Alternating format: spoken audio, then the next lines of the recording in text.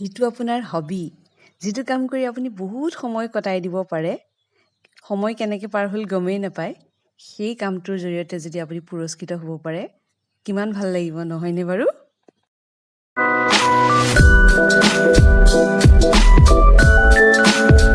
নমস্কাৰ, মোৰ চেনেলৰ সকলো দৰ্শকক স্বাগতম জনাই আজিৰ ভিডিঅ'টো আৰম্ভ কৰিছোঁ। আজিৰ ভিডিঅ'টোত মই মোৰ ব্যক্তিগত যি অভিজ্ঞতা এসময়ৰ প্ৰতিযোগী আৰু বিচাৰক হিচাপে সেই অভিজ্ঞতাৰ পৰা জনাম এটা চিত্ৰ প্ৰতিযোগিতাত সফলতা লাভ কৰিবলৈ কোনকেইটা দিশৰ প্ৰতি লক্ষ্য ৰাখি ছবি আঁকিব লাগে। এইখিনিতে কৈ থওঁ, যিসকল মোৰ চেনেলত নতুন আৰু যিসকলে মোৰ চেনেলটো ছাবস্ক্ৰাইব কৰা নাই তেওঁলোকে ছাবস্ক্ৰাইব কৰি মোক উৎসাহিত কৰে যেন, আৰু কাষতে থকা বেল নটিফিকেশ্যনটো বজাই দিব যাতে মই দিয়া ভিডিঅ'সমূহ পাই থাকে। তাৰ উপৰি যদি ভিডিঅ'টো চাই ভাল পায় তেতিয়াহ'লে লাইক কৰিব, কমেণ্ট কৰিব, শ্বেয়াৰ কৰিব। ভিডিঅ'টো আৰম্ভ কৰোঁ। মই এনে বহুত কণ ছাত্ৰ ছাত্ৰী দেখিছোঁ যিসকলে ভাল ছবি আঁকে, আগ্ৰহ আছে, কিন্তু চিত্ৰ প্ৰতিযোগিতাত যোগদান কৰিবলৈ ভয় কৰে। আৰু বহুত ছাত্ৰ ছাত্ৰী প্ৰতিযোগিতাত যোগদান কৰি যদি পুৰস্কৃত নহয় একেবাৰে ভাগি পৰে। এইটো নহয় যে প্ৰতিযোগিতা এটাত যোগদান কৰিলে পুৰস্কৃত হ'বই লাগিব।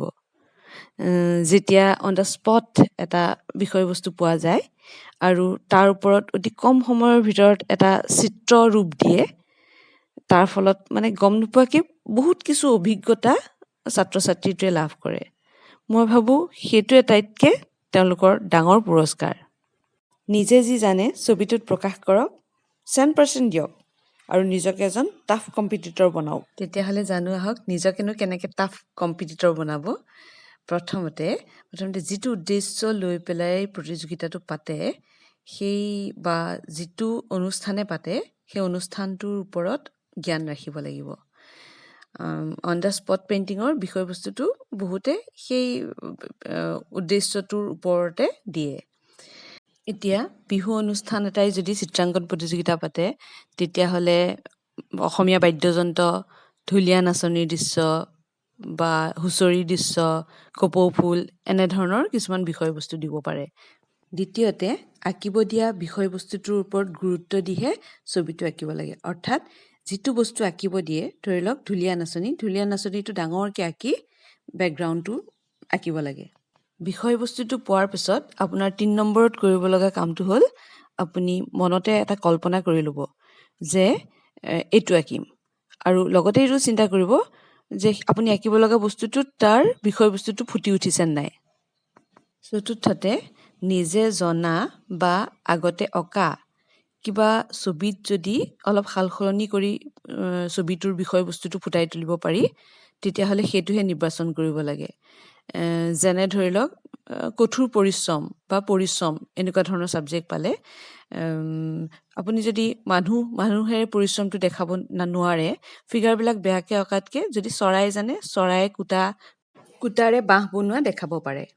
পঞ্চমতে, ফিফ্থত কৰিব লগা কামটো হ'ল অতি কম সময়তে প্ৰপৰ্শ্যনটো মিলাই ভালকৈ চাই এটা ধুনীয়া ছবি আঁকি পেলাব লাগে।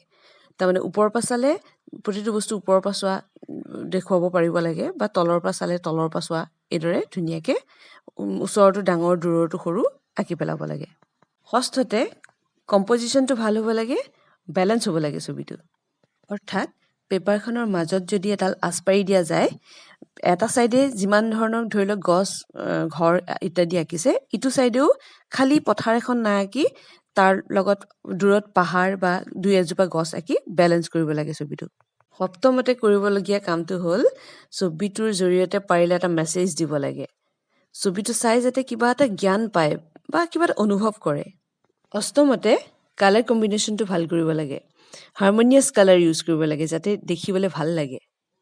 নৱমতে, আপুনি পোৱা বিষয়বস্তুটোৰ ওপৰত যদি ছবি আগতে ক'ৰবাত দেখিছে, যিহেতু ইণ্টাৰনেটৰ যুগ, বিভিন্ন ছবি মোবাইলত মাৰিলে, গুগলত ছাৰ্চ কৰিলে ওলাই যায়, গতিকে সেই ছবিবিলাক হুবহু নাআঁকি নিজে কল্পনা কৰি নিজস্বতা এটা তাত দিব। তেতিয়া ছবিটোৰ নিজৰ ফালৰ পৰা উপস্থাপন কৰিব। দশমতে, আপুনি জনা সকলো ধৰণৰ টেকনিক, কৌশল অৱলম্বন কৰি নিৰ্দিষ্ট সময়ৰ ভিতৰত, যিহেতু এটা সময় বান্ধি দিয়ে, সেই সময়ৰ ভিতৰত ছবিটো সম্পূৰ্ণ কৰিবলৈ যত্ন কৰিব। ছবিটো সদায় সম্পূৰ্ণ কৰিহে জমা দিব, আধৰুৱা কাম জমা নিদিব। পেপাৰখনত খালী হোৱাইটকৈ এনেকৈ এৰি নাযাব। আৰু ডিটেইলিঙৰ ওপৰত গুৰুত্ব দিব, যিমান পাৰে নিখুঁতভাৱে আপোনাৰ যিমান স্কিল আছে সকলো যাতে ছবিটোত দেখুৱাই আহিব পাৰে। শ্বেডিঙৰ ওপৰত গুৰুত্ব দিব, লাইট এণ্ড শ্বেডৰ ওপৰত, যাতে বস্তুটো দেখিবলৈ ভাল লাগে। তাৰোপৰি আৰু এটা কথা, যেতিয়া বিষয়বস্তু এটা দি দিয়া যায়, বিষয়বস্তুটো ডায়লগ লিখি বা কিবা লিখি পেলাই তাত বিষয়বস্তুটো ফুটাবলৈ যত্ন কৰাতকৈ ছবিৰ জৰিয়তে ফুটাই উঠাব।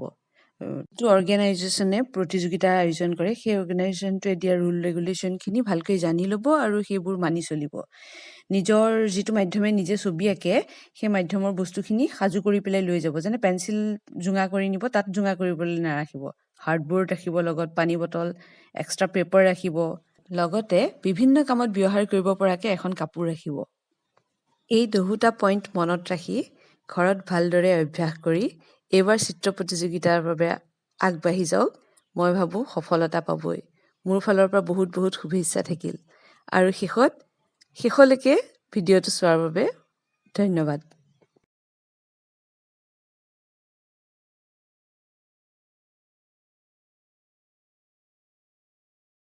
চাই আছে ন? Thank U.